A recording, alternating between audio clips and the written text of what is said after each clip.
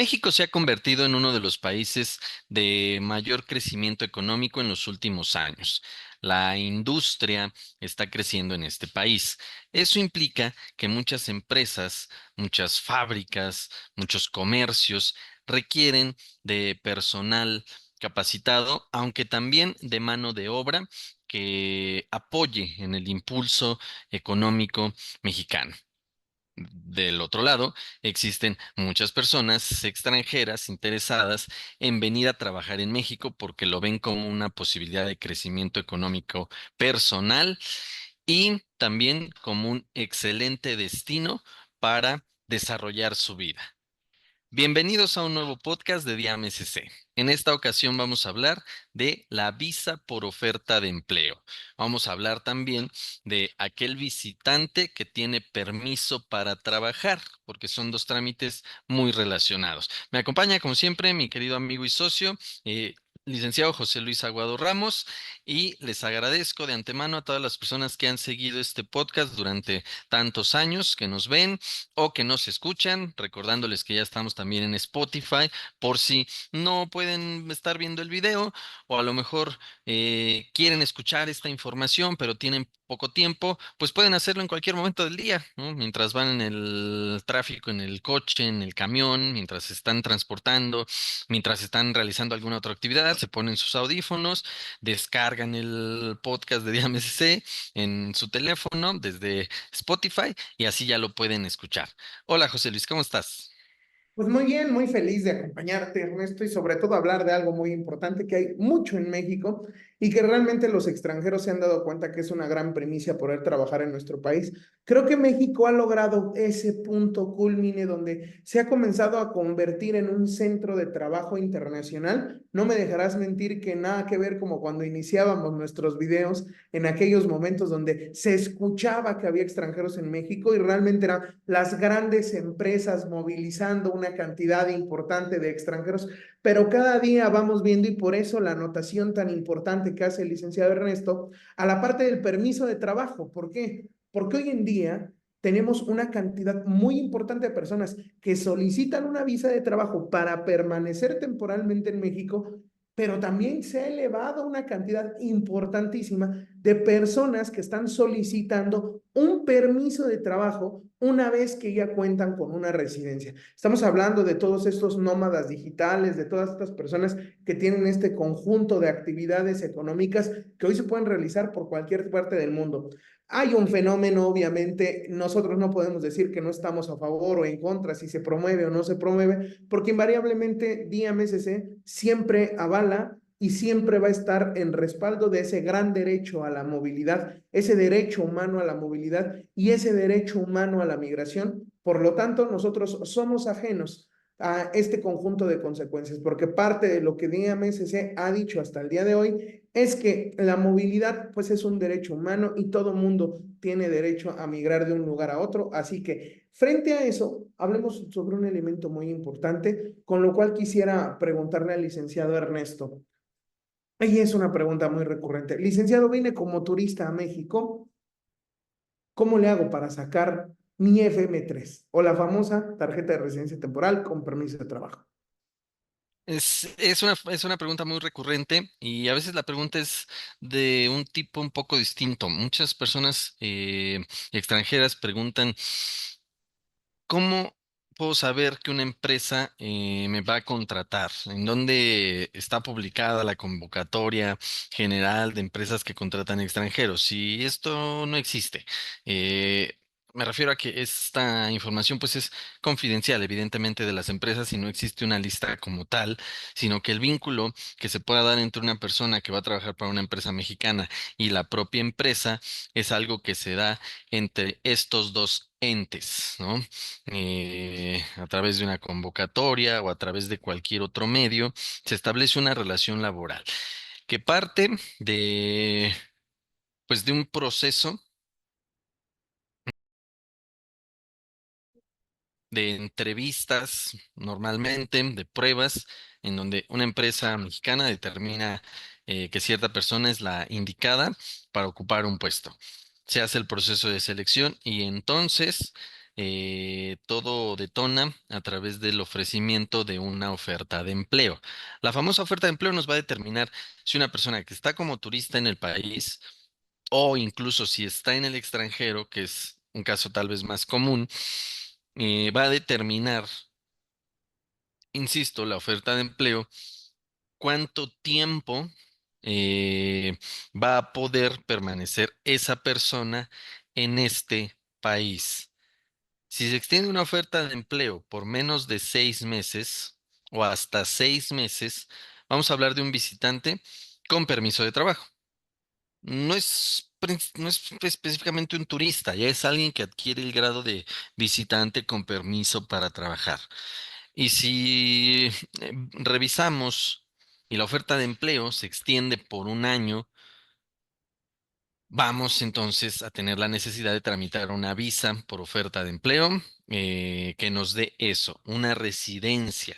Ya no vamos a tener la calidad de visitante, mucho menos de un turista. Vamos a ser residentes en este país y vamos a tener el permiso de trabajo. Eh,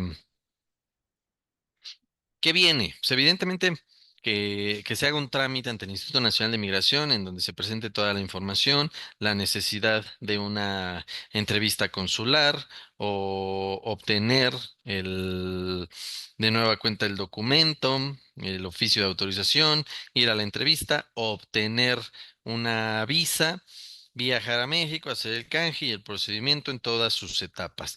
Pero al respecto siempre es importante cuidar que la empresa ya sea que reciba una notificación o la orden de una visita de verificación, pues es una empresa que tiene que estar en orden. Y le llamamos que esté operativa.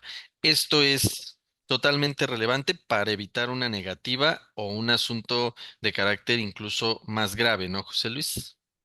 Sí, como bien lo acabas de mencionar, Ernesto, muchas personas podrían creer ante todo lo que comentamos, y creo que he sido en los últimos videos muy tajante respecto a cómo se llevan a cabo los procedimientos en esta parte de, como siempre decimos en Día MSC cuando les vamos contando su asesoría, aquí en Día MSC no tenemos contactos, amigos, cuates, compadres. Al contrario, podemos decir que tenemos una relación muy respetable con el Instituto Nacional de Migración, porque siempre buscamos estar en favor de cumplir absolutamente todos sus requerimientos, aunque muchos de ellos no están contemplados en la ley y siempre va a haber este tipo de peticiones. Recordemos una cosa, estamos de igual a igual en ese momento con una de las autoridades más importantes y que a nivel constitucional tiene la capacidad de verificarnos todo lo que hagamos. Y como bien lo decía Ernesto, vamos a dar un ejemplo muy claro y siempre quiero hablar de esto de es que a mí me dijeron, es que a mí me contaron, es que a mí me preguntaron. Yo les hago una pregunta. Yo voy a hacer mi trámite de visa por oferta de empleo y yo me dedico a ser analista financiero. Y de repente llego con alguien y llego a mi embajada y me ponen una oferta de trabajo como chofer. ¿Usted qué diría, licenciado Ernesto, de un analista financiero que trabaja como chofer? O literalmente un extranjero que es experto en idiomas y se lo traen para ventas a México. Hay que tener congruencia al momento de lo que nosotros estamos preparando ante el Instituto Nacional de Migración. También es importante que hay formalidades. México tiene leyes restrictivas para los extranjeros y no es porque México sea malo. Volvemos a la parte de lo que hemos platicado de cómo la ley es un sistema de cumplimiento, es un sistema coercitivo, es un sistema que establece reglas.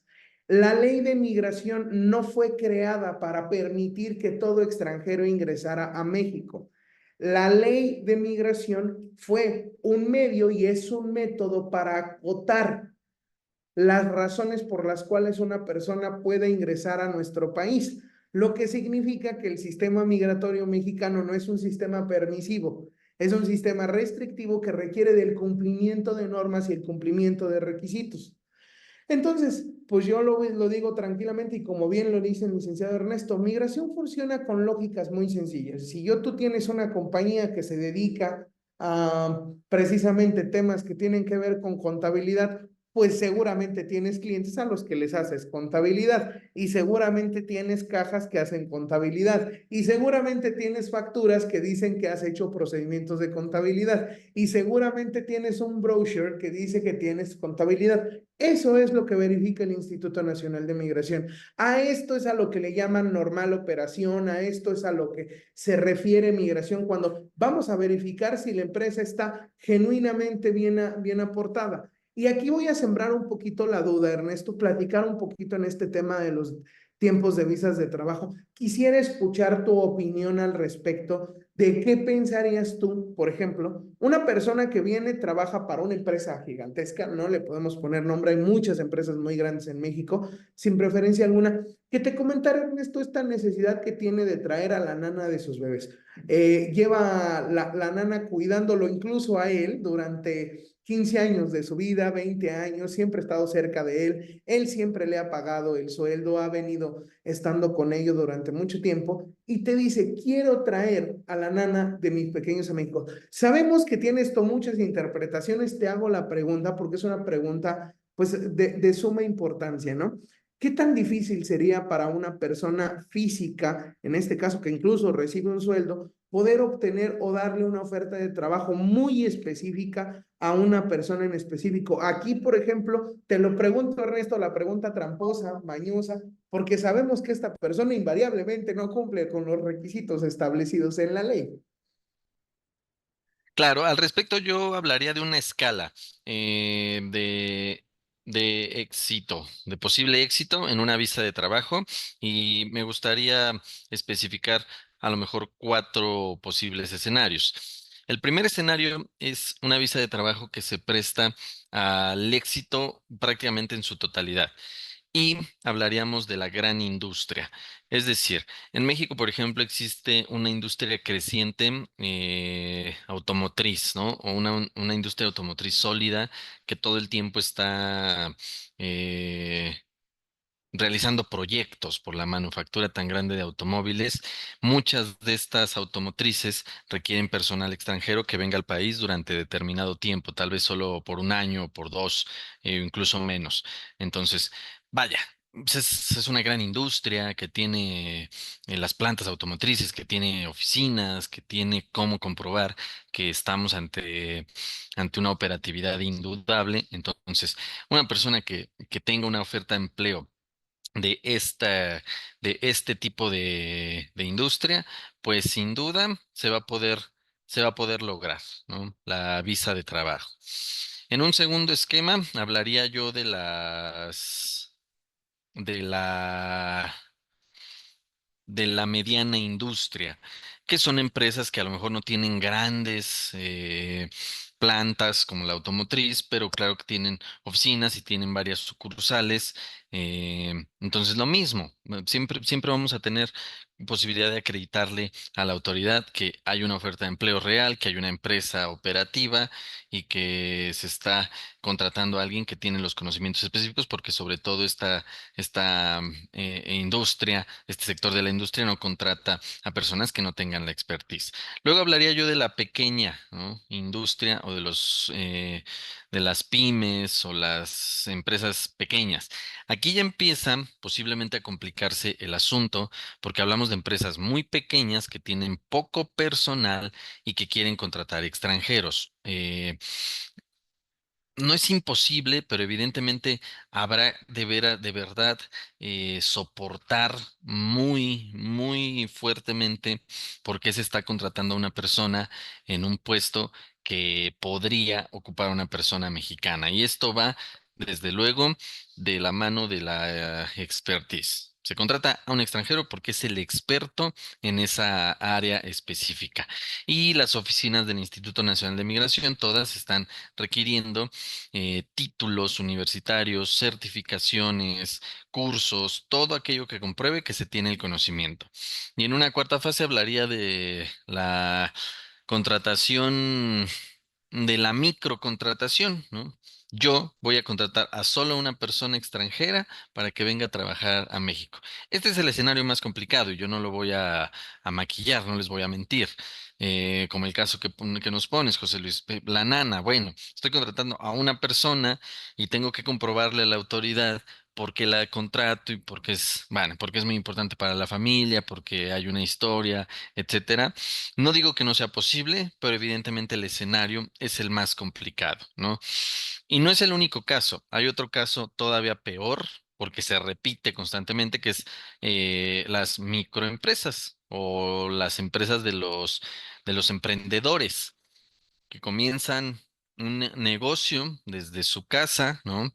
En este mundo interconectado, en este mundo globalizado, y, y con eso opera una empresa desde casa, con una computadora, con pocos elementos, y no sé, se tiene un socio en el extranjero y se quiere contar con la presencia de este socio en México, bueno, la cosa se torna todavía más compleja porque no hay una oficina, no hay cómo mostrarle a la autoridad toda una serie de documentos y requisitos que nos van a pedir al hacer el trámite y en una visita de verificación, el alta patronal, recibos de nómina ante el IMSS, permisos de diversas autoridades, etcétera, etcétera. Entonces, aquí, desde luego que hay que tener un soporte documental y todo mucho más robusto. Eh, no es que sean imposibles ese tipo de casos, pero sí hay que ser conscientes de, pues, del tipo de trámite que estamos haciendo. O sea, ¿qué es lo común cuando uno va a trabajar? Que una empresa lo contrate a uno. Hay otros esquemas de contratación que muy posiblemente, incluso habría que, pues, tenerlo claro, no me van a permitir tener una residencia en México y mejor tendría que buscar otra vía y posteriormente, pues, acceder a ese trabajo, ¿no? Eh, es súper importante el vínculo que existe entre el empleador, ya sea una persona física y una persona moral, porque de ello depende que se niegue o no un trámite, que se acepte o no. ¿De acuerdo? Entonces, pues eso, yo creo que estas serían las consideraciones más importantes al respecto de la visa de trabajo. No sé si quieras agregar algo más, José Luis. Pues bien, como bien lo dices, Ernesto, y de verdad muy, muy orgulloso de que, a pesar de que pueda parecer lo contrario, como bien lo acaba de externar el licenciado Ernesto, todo requiere de un poderoso, increíble y trabajal análisis.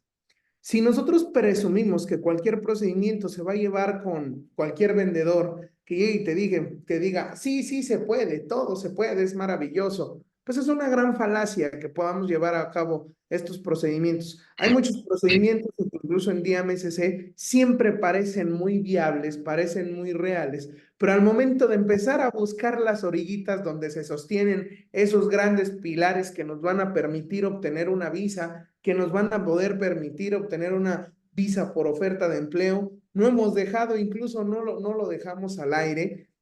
Hay incluso empresas que nos dicen que tienen 45 empleados, que son enormes y al momento de que revisamos los detalles de la empresa, pues a veces no llegan a cumplir con siquiera los requerimientos básicos. Sí, es una realidad. Tenemos un mundo muy diferente en el siglo XXI. Tenemos un mundo post pandemia que ha tenido un conjunto de consecuencias, pero la realidad es que justo al momento del día de hoy podremos decir lo que bien dice el licenciado Ernesto. Los esquemas de contratación clásicos aún no han mutado lo suficientemente fuerte para generar una exigencia particular a las autoridades para que cambien sus normas o tengan nuevas determinaciones, como bien lo comentamos. Lo que nos comprometemos a hacer y un poco la trampa de la pregunta es darse cuenta de que en día MSC siempre va a haber una respuesta honesta, sincera, elaborada y con un fundamento muy importante que acaba de mencionar el licenciado Ernesto, con fundamento en la ley. Y eso siempre nos va a permitir acercarnos a todos ustedes que son nuestros clientes y las personas que nos siguen, que la información que les llega es veraz, es fundamentada y bien proporcionada. Les deseo de verdad felices fiestas, muy feliz de acompañarlos y también Pues a nombre de todo mundo, licenciado Ernesto, ya le iba a decir, Ernesto, eres mi amigo, hermano, feliz Navidad, próspero año nuevo, abrazo para toda tu familia y de verdad también para el licenciado Abraham Terán y para Vico, toda tu familia, sabemos que esto es gracias a ti, pero te dejo despedirlos con nuestra frase de guerra, licenciado Ernesto. Recuerden, amigos, que nadie es ilegal en este mundo. Hasta luego.